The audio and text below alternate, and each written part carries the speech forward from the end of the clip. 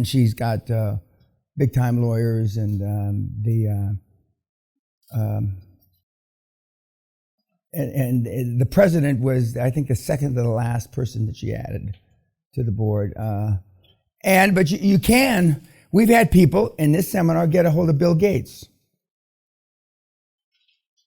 We've had people in this seminar get a hold of Charlie Munger, but he was too old. But anyway, we've had people in this seminar get a hold of most of the big magnates, the big names that you know. They are findable. You can.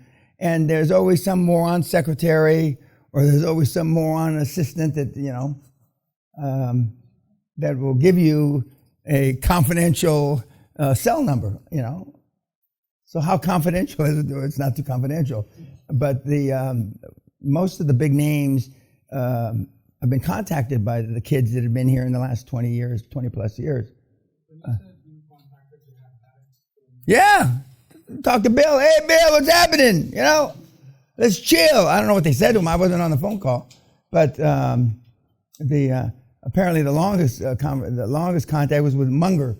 But Munger's old. He's old. He's got nothing to do and all day to do it in. I mean, and again, some of these older people, you're going to be sucked into their vortex because they're willing to talk. Oh yeah, let's meet. You know. And for the experience, maybe, you know, if you don't have to, but don't fly someplace and all that shit just to meet some famous person. Then I used to say, you know, next time I'm in your area, you know, I'll stop by. But now, when I had Costa Grazos, I had Jerry Orman, and I had Jim Newman. Newman lived in L.A., Jerry lived in Dallas, and Costa lived in New York. I mean, those are geographically undesirable. So whenever I'd come to the United States, whether I had business, I always went through those three cities on the way. Because it would have been nice if they were all, you know, in the Metroplex area of Texas, you know, but they weren't. Because I didn't see them that often, you know, of course, I always wanted, you know, he'd plan a dinner here and a lunch here, and even though I don't believe in dinner and lunches, believe me, but I had more business to do in New York and in Texas than I ever did in Los Angeles. I can't remember ever doing anything fucking Los Angeles. But I'd come out and I'd see Jim Newman, and of course my mom, who was alive in those days, was happy. Well, I guess you're here to see Mr. Newman. That's why I was seeing her, right? No, Mama, no, it was on my account. No. Don't lie to me, you know. Don't be a beast like your father was. I mean, I understand I'm not on your priority list. And she wasn't. But fortunately, I had somebody in Los Angeles, which was Jim Newman. And he lived in the Hollywood Hills, right near the Hollywood sign. And so I'd go by and see him, and I'd see my mom. And so she was just thankful that I had a reason to be there. Because the moms are the hardest to understand this deal, or the lack of association with them. They very few get it. They just, you know, they don't understand how you don't have enough time to, you know, I mean, from I carried you in this stomach, you know, I mean, so, but you still got to do it. And again, I'm not telling you not to love your parents, but you can love them and not see them so much, you know, and that normally impacts moms. Yeah. We didn't talk a lot about mentors. Well, we're gonna, yeah. Right after we talk about goals, we're gonna talk about mentors and the lack thereof. And just about everybody that has turned out to be anybody has had a mentor. Okay, and from Socrates, Plato, and yeah, I mean, and I'm sure they had them before them. Okay, comments about Danielle. She's doing a great job. Yeah. Now, how is she and she killed a week, not knowing, and she still got it all done, and and she's afraid. Petrified is a better word, but you know, you can do it. I mean, when do we hear the loudmouth from Canada? If you haven't been shamed, you're going to absolutely be fucking shamed by this guy. But anyway, question. She said she had a backup board and a backup CEO. Are they paid also from the deal? No. They're there. They're there in case she has to use them. They're not paid from the deal. But I mean, I've paid board members because even though it sounds like, 2%, you can have 4 backups for 8%. I mean, I would rather have a backup. Now, I say sarcastically, tongue in cheek. Of course, you guys are so good. I mean, you're going to have the same board forever. You're not going to have boards in transition. You told me you lost your chairman, what, last week, yesterday? Friday, okay. No matter how slick you are, you're going to lose board members. And some of the board members are going to leave because they're going to go out and do it on their own. They're going to see if this fucking monkey, if this bitch can do it, oh, fuck.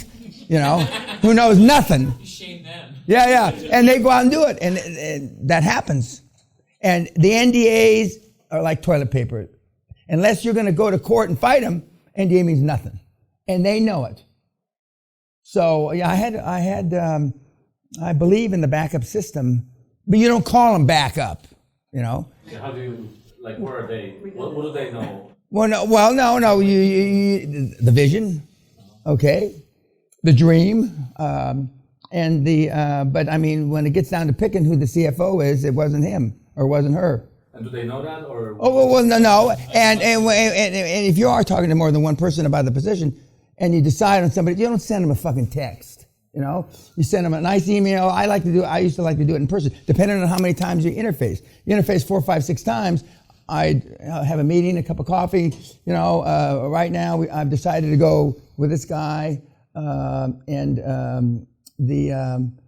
I want to keep you in my information loop, and tell them if it's not geographically convenient, then you email them a nice email that you've decided on candidate 1 instead of candidate himself.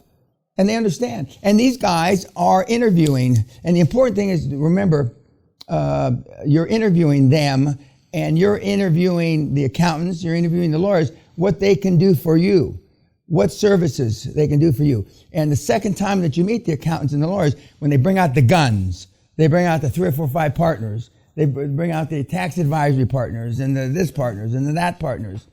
And then I used to say, and I believe it's in your script, and you don't have a business generation partner here.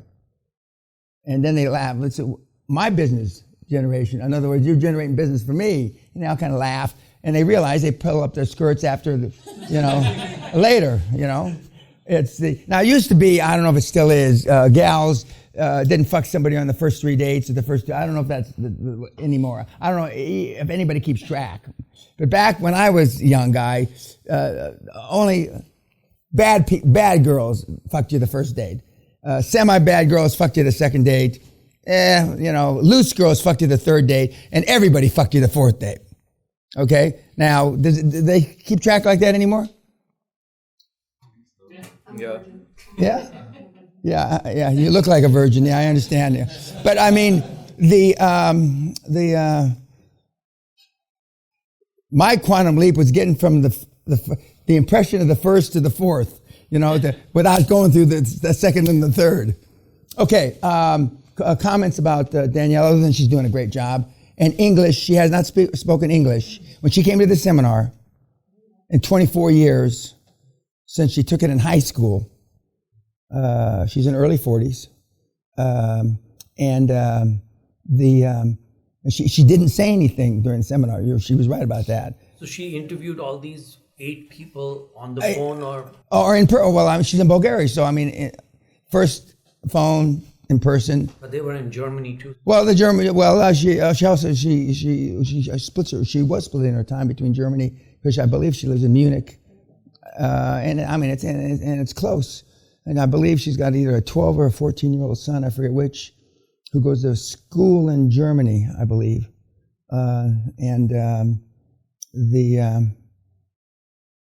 She's, what else? questions about her? Anything? Pretty straightforward, right? Pretty straightforward.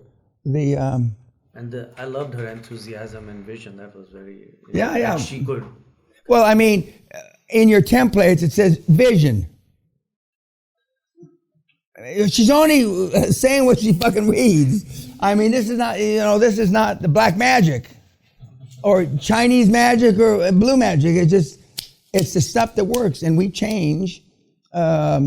It's not the best of practices. It's the best. Stuff that worked last week, if I get it in time and I can see, and just because it worked for you, we test it with 4 or 5 others, and if it works better, then we change the templates, we change all the shit, or we at least put, this is a new thing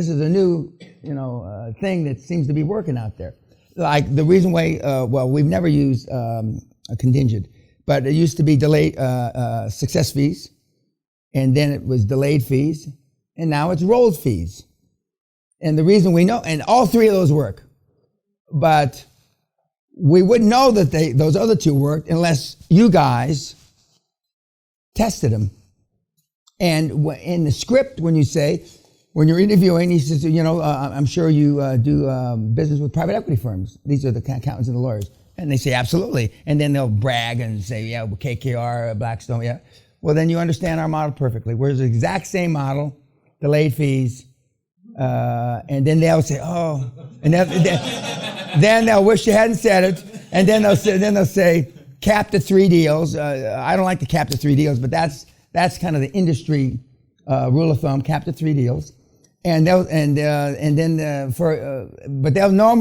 won't put a year on KKR, but they'll normally say cap at the end of a year. And you can agree with the end of the year. You can push them for longer than a year, but not too many of the big firms will go out more than a year. And again, it's in the stuff that you get. But the delayed and the deferred and rolled are different words that work, and that with the changes of the times. But success fees worked for 15, 18 years.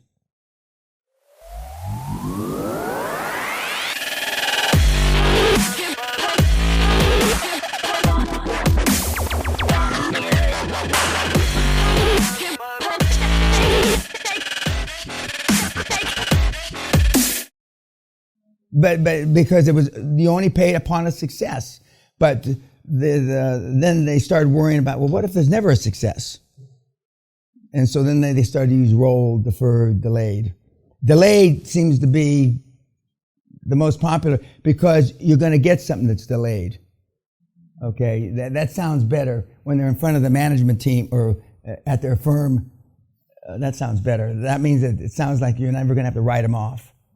And they don't mind pushing the fees out, but these guys are extremely hesitant to have to write off a fee, meaning that it wasn't collectible. And many of these medical practice things, not just doctors, but these guys have fees that haven't been collected in 180 days, 360 days. And doctors and medical people are very poor at following up, chasing money. In fact, some people don't even have anybody in their firm chasing the money, chasing the outstanding bills. But I mean, if the money's out more than 180 days, there's a very low percentage probability that you're going to ever collect it. Money is, if it's more than 45 days late, there's a high probability you're not going to collect it. Yes, sir. The fees for the accountant, is this the work they do? You mean the accounting firm? Yeah, the accounting firm. Is that only for the deal or? No, when they go in and do equality of earnings, which you've got a secret document, YouTube, that you don't have, highly confidential document, they will just charge for that, and that's called due diligence. But when they go in after you've done a deal and you're doing an audit or you're doing tax advisory work, or then you pay for that. But the only thing you're paying for is it's called equality of earnings. And that one that I gave you was about 6 weeks before a deal closed. That was still what was outstanding, and the blanks that they show there, they still had to follow up on that. But even a full-blown audit doesn't mean they're going to audit every single piece of paper. They audit every fifth invoice, every third invoice. It depends on how big the firm is. Yeah. But on the smaller deals, Your guys are doing. the quality. Yeah. Okay. They won't call it quality earnings, but that's what it is. Yeah. Man. I was going to ask how you kind of monitor and control, make sure those fees don't get out of control. Are they like a package? You have a CFO and an accountant on your board. Okay. Both will understand that, like when the first bill you get from the lawyers, you ask the lawyer guy on the board, is this horseshit or not? And they'll say, well, I'll take care of it. So let's say the bill's $100,000 and one phone call, the bill probably go to 60 because they measure you. I'm not saying you're doing anything wrong, lawyers, really, but they'll push to see, just how smart you guys are or how much you are attention to detail. Okay. The accountant, same thing. The first bill you'll get, $115,000, the CFO and or the accountant on the board, and preferably if you've got an accountant on the board that's from the same firm that he was, hey, John, what the fuck? Come on. Okay, it's 75 from 115. Okay. Now, in her particular case, the ex-president of the fucking country is a lawyer on top of it. Now, not often do we get ex-presidents of countries. I mean, it's not the first, but it's not the norm. But I mean, that was one of her safeguards to deal with the corruption.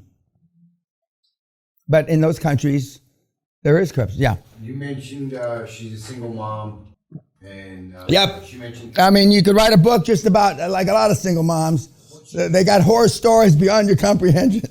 What's she doing in the meantime? I mean, she's still working full time. Oh yeah. She's in the glamour space. She does some kind of glamour business. It wasn't cosmetics, but it was something like that. Yeah. Was she the one that came a couple years ago? No, she came 3.5 weeks ago. Yeah, she came 3.5 weeks ago, and and not dissimilar to Marcus Bauer, who's on the Hall of Fame. He didn't say anything the first 3 seminars because his English was non-existent, and although from the last time I talked to her when was at the seminar, her English is 50% better. I mean, I was a little hesitant, but I wanted. She's got a great story, got a great message, but I wasn't sure she's going to be able to spit it out. And I bet you one of the reasons her camera doesn't work is it's got cue cards every place, to send the message out. But she did a great job. She did fine. There was something else. If she can't succeed with you and the president on her board? Well, I mean, she could succeed, I'm sure, without me and the president, my president and I. But I happen to, and one of the reasons, and she knows this, is I said yes, is because, I like, this would be a challenge. Bulgaria, I pushed her towards Bulgaria. Germany, I done deals, it's like taking a piss, it's no big deal. But Bulgaria, now that I'm a Eastern communist country expert with Hungary, I mean, Bulgaria, it'd be good, and it's good for for her to be a poster child. It's also great when a gal does it. We've already got other gals that are successful. A gal that, came to the seminar, I can just see the story now. Guy didn't say a word, couldn't speak English. I can just see. I'm going to build up a whole story about her, a storyboard, and but she's got some big fucking hitters on the board. I've never met any of the guys. And but we're not gonna have a board meeting until we got something to talk about. And but Sally and I used to have an office in Sofia, and smart, talented, underpaid people. I mean, low pay. I mean, and when Western type businesses want to interview there, I mean, you have fucking like 300, 500 people show up at the hotel suite we used to have back office stuff there. When we were online, back in our, I say sarcastically, although we never had an affiliate program, back in our affiliate days, the definition of as an affiliate is a chimpanzee let out of the circus with a 20 IQ or lower. Those are members of the affiliate programs. Some of which people sitting in this room. Okay. Anything else about Danielle, other than just another one? She talked about chaos. Could you explain it about that? Yeah, but no, but she's reading from the prayer book. From chaos comes order, okay? And just like I tell about Haiti, Haiti's beyond chaos, okay? There's going to be, she's on the ground floor. They're just in the process of making new regulations, or making some regulations, because it's not governmentally. There's no government intervention in healthcare, whereas just about every place else the government's got its nose in the deal. So she's going to have a lot of opportunity. Now, this is the normal. This is called Scottish sunshine. Yeah. So that's what she means. From chaos comes order. Now, there's not a lot of chaos in Canada. Okay, they're just slower, but there's not a lot of chaos. But I mean, places like, I've already mentioned, Cuba, Brazil, Iran, Haiti, some of the communistic countries, some of the South African countries, Kenya, there's no more chaos there anymore. But I mean, Ethiopia and all those other countries, Rwanda, Ghana, I mean, it's fucking chaotic. And the big opportunities. But there are bigger risks. A lot of deals don't come to fruition, but she's going to do fine. Yes, sir. I have a question. When you go to a place like Haiti, where it's chaos, for the board members, do you need people international? No, it's not dissimilar to South Africa. You're going to have maybe 1 or 2 board members that are actually there in Haiti, and they will be Western educated someplace else, because there is no educational base that's worth a shit in Haiti, okay? Normally from high school, then they go off to university someplace else, and you want them in the southeastern United States, i.e. Florida, because they're close, and you might have one director in France, with a French connection between France and Haiti, and maybe one in the UK. You might have one in South America.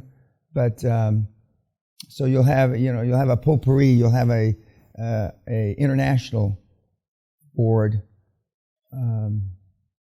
But where these places, there's no, for the most part, there's no Ritz-Carltons. There's, I don't know, maybe Bulgaria has a Ritz-Carlton. I don't know if it does or not. But I know for sure there's none in fucking Haiti. It's not roughing it like camping out, in Bedouin tents, but it's certainly not. But Sally says, Dan, the kids don't, they've stayed in Motel 6 before, so where I haven't in a long, long time. Anything else about her? Okay, YouTube, thank you.